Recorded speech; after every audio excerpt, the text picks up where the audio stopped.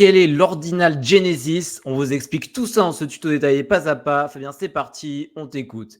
Mais avant, n'oublie pas le petit pouce bleu en bas de la vidéo, on s'abonne à la chaîne et surtout, on clique sur le lien dans la description pour accès au Discord où on partage tous les jours les informations qu'on ne partage pas sur YouTube, les stratégies qu'on met en place et surtout les bots que Fabien programme à la main et qu'il met à disposition de tous les membres du Discord. Bref, du très lourd pour ceux qui veulent apprendre à gagner de l'argent avec les NFT. Fabien, à toi. Bien, on va faire une série de vidéos sur les ordinaux. On va aller dans le détail. On va faire un vrai détail et pas de la surface expert ordinal sans aller loin.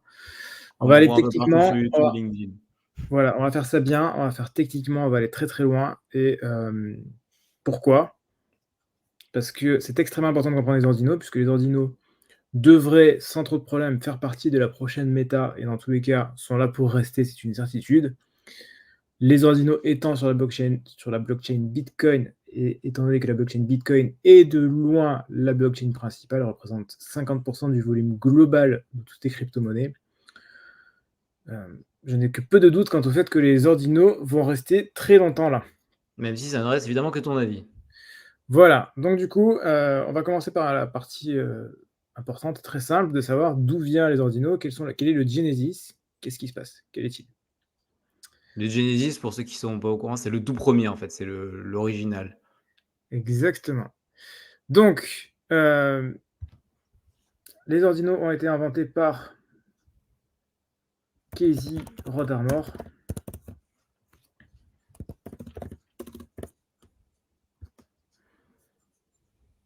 Voilà, ce mec-là.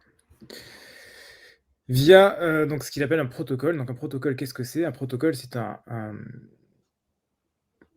comment définir ça simplement? Un protocole, c'est un outil mis en place par des développeurs qui va permettre à l'ensemble des utilisateurs d'utiliser un nouveau moyen d'utilisation sur la blockchain. En l'occurrence, avant les ordinaux, on utilisait des bitcoins, on utilisait des satoshi, on envoyait ces bitcoins tout simplement comme un moyen d'envoi, de transactions simples. Aujourd'hui, le modèle, c'est qu'on va faire un satoshi. Le satoshi, il peut être peint, entre guillemets, et donc on va pouvoir inscrire dessus des images, des vidéos, du texte, tout et n'importe quoi. Un satoshi étant l'unité la plus minime du Bitcoin, c'était un peu l'équivalent au Bitcoin de ce qu'est le centime pour 1 euro. Ouais, ce serait même encore plus faible si on pouvait inventer quelque chose d'encore plus faible. Voilà, donc étant donné qu'il est le créateur du protocole, c'est lui qui a fait l'inscription de Genesis, donc la toute première inscription, que l'on peut voir sur son site ordinals.com et qu'on peut retrouver ici. Alors, c'est pas si facile que ça à trouver comme inscription, puisque comme on peut le constater dans l'URL, les URL ne sont pas classées par numéro d'inscription. Ici, c'est l'ID de la transaction qui est sur l'URL, mais c'est pas le numéro de l'inscription. Ok. On revient dans le détail. Chaque inscription, on a pas mal d'infos. Donc, chaque inscription, on a l'ID qui est là. Et donc, c'est ça qu'on voit dans l'URL, c'est l'ID de la transaction. On a l'adresse. Donc, c'est l'adresse à qui appartient cette inscription. En l'occurrence. L'adresse du wallet. Voilà. En l'occurrence, donc, du coup, l'adresse du wallet devrait être l'adresse de Casey Rodarmor. La valeur de sortie. Donc, le Satoshi sur lequel l'inscription a été faite. Ça, c'est le numéro de série du Satoshi, c'est ça? Exactement, c'est important puisque ça, on peut inscrire ça sur un Satoshi commun, peu commun, rare et ainsi de suite. On a fait une vidéo sur les rares sats justement là-dessus. On vous la recommande. Et output value, c'est valeur de sortie, c'est-à-dire exactement, qu'est-ce que c'est concrètement? C'est pas très important, ça, c'est pas une partie. Ok. Les liens, ça contenu, ça, on le voit déjà. La taille du fichier, extrêmement important, puisque du coup, le coût de l'inscription est directement lié à la taille du fichier. Enfin, il y a deux paramètres, la taille du fichier et le cours du SAT au cours actuel. Par exemple, si vous avez Les frais de gaz sur Bitcoin, c'est ça ce qu'on appelait frais de gaz sur Ether à l'époque. Voilà, donc là, on sait qu'on est à peu près à 30 SAT. Donc ça, plus la taille du fichier, donne le coût à l'arrivée. Voilà, et enfin, il y a un dernier élément qui est tout en bas qui nous intéresse, c'est ce qui s'appelle la Ethereum Teleburn Address. Voilà, donc ça, qu'est-ce que c'est? C'est pour dire que, alors c'est entre guillemets symbolique, c'est marqué dans la doc officielle, c'est marqué comme quelque chose de entre guillemets symbolique, qui va permettre de dire qui dit, je prends sortir là, qui dit c'est terminé Ether, je vais sur Bitcoin. L'idée, c'est ça. Donc en fait, ça veut dire quoi concrètement? C'est un portefeuille? C'est un wallet, ça? En fait, alors, en général, ce qui va se passer, c'est qu'on va prendre, si on veut faire imaginons, j'ai des NFT sur Bitcoin et je veux les passer, enfin, j'ai des NFT sur Ether et je veux les passer sur Bitcoin. Je vais créer mon NFT sur Bitcoin et je vais envoyer mon NFT Ether sur la Teleburn adresse. Ah, c'est une C'est sorte une de burn transfert. adresse, donc c'est une adresse sur laquelle plus personne ne peut y accéder, et c'est comme si j'avais burn mon NFT sur Ether et qu'il était passé sur Bitcoin. C'est une sorte d'adresse cimetière, en fait. C'est ça. Et c'est pour dire j'enterre l'ancien et le nouveau est arrivé ici. C'est une sorte de, c'est un cimetière symbolique de la blockchain. Exactement. Et donc, c'est là que c'est intéressant. Si on va sur cette adresse Ethereum, il y a des choses. C'est l'inscription numéro 0, donc forcément, il y a des choses. Donc, il faut aller sur Etherscan. Donc là, on va sur le cimetière, là, c'est ça? Ouais. C'est excitant cette affaire. Qu'est-ce qu'on va trouver? Donc, on va sur Etherscan, on tape l'adresse, et donc là, on a l'adresse de Teleburn. Donc, il n'y a pas d'argent dessus. A priori, on voit transaction rien, donc si on va pas plus loin que ça, on a l'impression qu'il n'y a rien de spécial. Et en fait, si, il faut aller dans NFT transfert. Voilà, et là, on voit pas mal de choses. Et là, notamment, si on remonte à la toute première transaction, le tout premier transfert sur cette adresse de Teleburn, qu'est-ce qu'on voit? Dis-nous, qu'est-ce qu'on voit?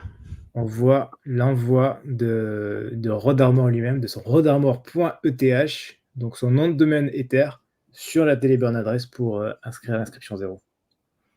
En fait, c'est pour dire symboliquement qu'il a kill ETH pour basculer sur Bitcoin. Exactement. Mais c'est très symbolique, en fait, ça n'a rien de...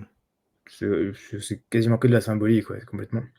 Ok. Et juste derrière, au passage, on a un Miladi, ce qui est tout à fait logique, puisque les Miladi représentent de très très loin le mouvement le plus fort, le mouvement libertarien le plus fort, ceux qui sont un peu anarchiques, libertariens. Et donc c'est pour ça qu'on voit un Milady juste après. Donc il a cramé un Milady, ça veut dire qu'il a cramé sa valeur, c'est ça? Il Ouais, l'a tué. Milady c'était 4 Ethers à l'époque, hein. Je sais pas combien c'est aujourd'hui, mais c'était pas que c'était 4 Ethers. C'est un peu comme Gainsbourg qui crame un billet de 500 balles, quoi. Enfin, toute C'est ça. proportion Et gardée. Milady, ça a toujours été ça. Ça a toujours été la communauté des gens qui sont anarchiques, libertariens et qui sont là pour Anarchiste. anarchistes. Ok. Voilà, donc cette inscription 0, elle est là. Elle appartient à Casey Rodarmor, logiquement. On peut pas en faire grand-chose. Je pense pas qu'il va la vendre. Je pense pas qu'il peut rien faire de spécial. Voilà, c'est là. Alors s'il la vend, combien tu penses que ça peut vouloir ce truc-là? S'il la vend, combien ça vaudrait ce truc-là? J'aurais déjà minima 100 bitcoins. 100 bitcoins? Attends, 100 bitcoins, ça fait... Ça fait 3 millions, 4 millions. Ouais, ça fait une petite somme quand même. C'est un one-on-one, c'est-à-dire qu'il est unique. Ça a plus de valeur qu'un CryptoPunks lambda, ça a plus de valeur qu'un CryptoPunks rare, sachant qu'un CryptoPunks rare, ça s'est déjà vendu à plus de 10 millions. Donc ouais, 100 bitcoins, ça me choquerait pas. Ok. Même pas du tout, en fait. Encore une fois, l'argent sur la blockchain vient de ce genre de choses, vient de ces innovations, vient des éléments qui sont marquants dans la blockchain. C'est ça qui est payé le plus cher aujourd'hui. C'est pas du tout des applications dans la vraie vie ou quoi que ce soit. C'est ce genre de choses. Ok, c'est de la symbolique appliquée à de la technologie profonde dans la blockchain. Et c'est là que se trouve la valeur aujourd'hui dans le marché des NFT et de la blockchain en général. Ouais, c'est un peu comme pour ceux qui ont fait des études supérieures un peu poussées. Quand vous faites des maths et de la physique, si vous avez fait prépa, de la prépa, et que vous avez travaillé en maths sur les nombres complexes. Le mec qui a découvert un nombre complexe, on se dit, ouais, c'est quand même un peu con comme concept, ça a l'air un peu inutile. Donc le concept, c'est I au carré égale moins 1, c'est ça? Ouais, c'est ça, ouais. Et puis après, vous passez dans la physique, et là, vous faites de l'électronique.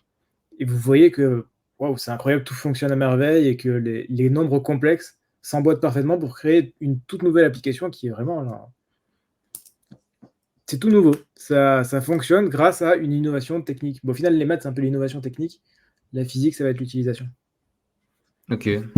Donc le pognon se trouve dans les maths, pas dans la physique pour le moment, c'est ça? Ouais, et il se trouvera toujours dans les maths. Ok.